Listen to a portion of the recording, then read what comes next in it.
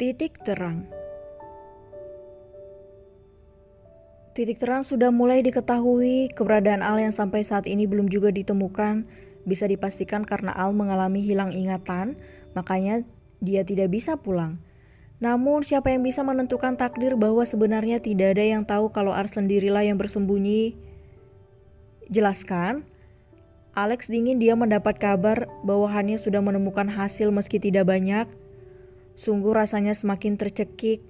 Batin Theo meski dirinya lebih tua entah kenapa, sosok Alex sedari dulu sangat menakutkan jika serius, apalagi menyangkut orang-orang yang dia sayangi. Kampung itu hanya dihuni 10 kepala keluarga beserta istri dan juga beberapa anak. Kita tidak bisa masuk tanpa izin dari kepala desa. Bukan maksudnya kami sudah mengintai beberapa minggu namun tidak ada celah untuk masuk ke sana. Dan Theo sudah sangat gugup saat ingin mengatakan informasi yang dia dapatkan. Jangan bertele-tele, bukan itu yang kucari. Salah satu penjaga pernah menyinggung bahwa dulu ada seorang anak kecil dengan luka parah di kepala ditolong oleh kepala desa dan dijadikan anaknya. Entah mereka sengaja atau keceplosan kami tidak tahu, tapi kami yakin bahwa itu adalah adik kecil Tuan Muda. Kami sedang berusaha mencari sosok kepala desa itu, tapi kami belum berhasil mengetahui siapa sebenarnya kepala desa itu. Panjang kali lebar, Theo menjelaskan tugasnya. Bukan hanya mematahi kampung itu, masih banyak yang harus dia kerjakan. Tapi untuk saat ini memang prioritas adalah adik kecil Tuan Muda mereka.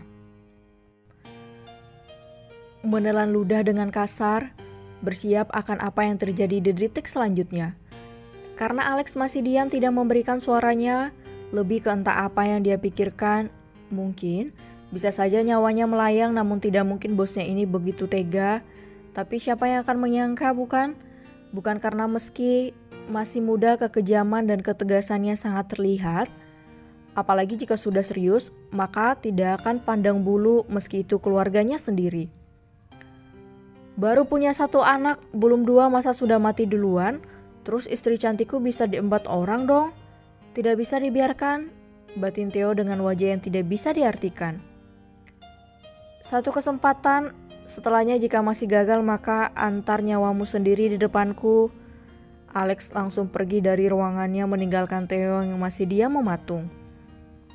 Sesaat dia merasa lega, namun ketika ucapan terakhir yang dia dengar begitu merinding di telinganya, bergidik ngeri. Hais, nyawaku dipertaruhkan, gumam Theo setelah kesadarannya pulih. Kemudian dia melangkahkan kakinya keluar dari ruangan Alex. Dia akan kembali ke kampung itu, harus melakukan apapun agar semua cepat terselesaikan dan cepat menemukan di mana nona kecil mereka atau mengantar nyawa mereka sukarela. Theo memanggil beberapa anak buahnya yang sudah ahli untuk membantunya.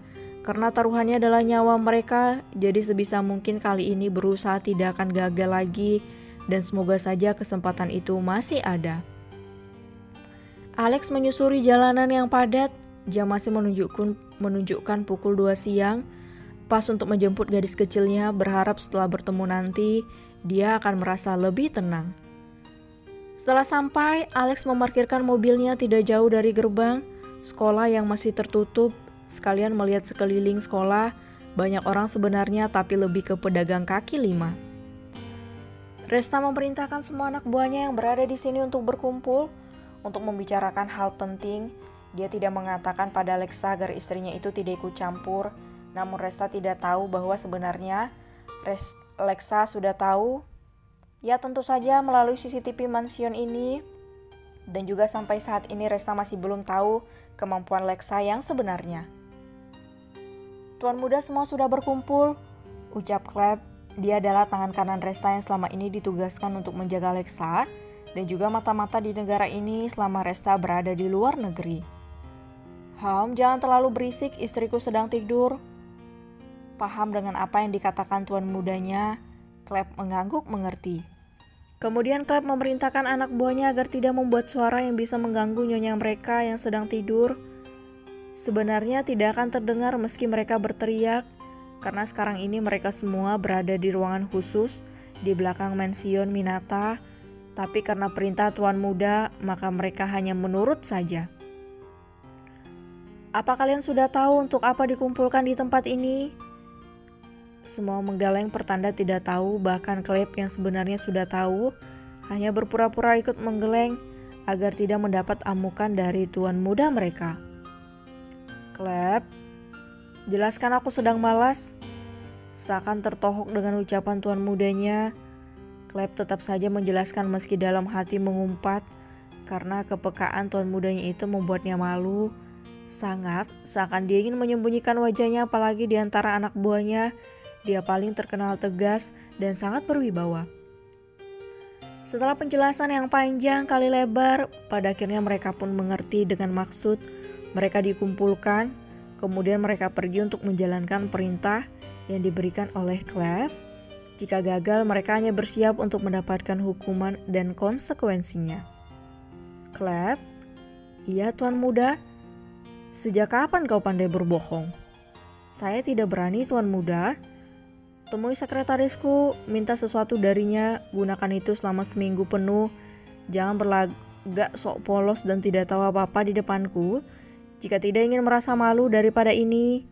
Ketus Resta kemudian dia melenggang pergi.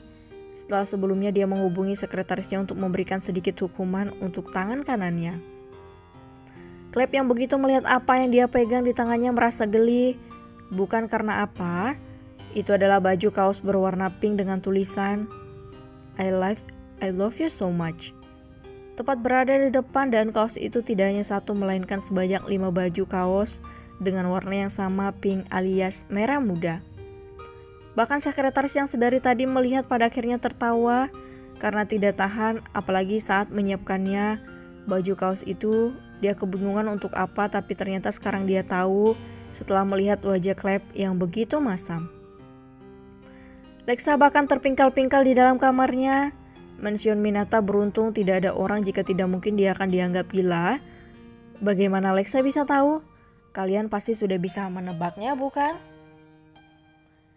Resta pulang ke rumah setelah memberikan perintah pada Cleb. Sebelum dia menyelesaikan semuanya, dia tidak bisa kembali ke luar negeri. Dia ingin mewujudkan keinginan Lexa terlebih dahulu untuk menemukan adik cantiknya. Jika saja lebih cepat ditemukan, pikir Resta. Dia melanjutkan langkahnya memasuki mansion, berjalan ke arah kamar karena tidak ada yang menyambutnya pulang. Ia seperti biasa, apa mungkin istrinya itu sedang terlelap? Niat terselubung bersarang di otaknya. Dan benar saja setelah masuk ke dalam kamar, dia melihat gadisnya. Bukan wanitanya, lebih tepatnya itu istrinya, sedang terlelap, sungguh damai. Entah bagaimana Resta langsung naik ke atas kasur, ikut merebahkan diri. Niat terselubungnya tidak jadi dilaksanakan karena Lexa tidur dengan pulas. Bahkan saat Resta memeluknya pun tidak terusik sama sekali. Bahkan tidurnya sudah seperti bayi. Menggemaskan, gumamnya pelan. Beruntung Lexa tidak mendengar gumaman Resta, jika tidak fatal akibatnya. Resta ikut memejamkan mata menuju alam mimpi bersama Lexa yang semakin erat memeluk suaminya itu. Keduanya tersenyum dalam tidur mereka, mungkin sedang memimpikan sesuatu yang indah.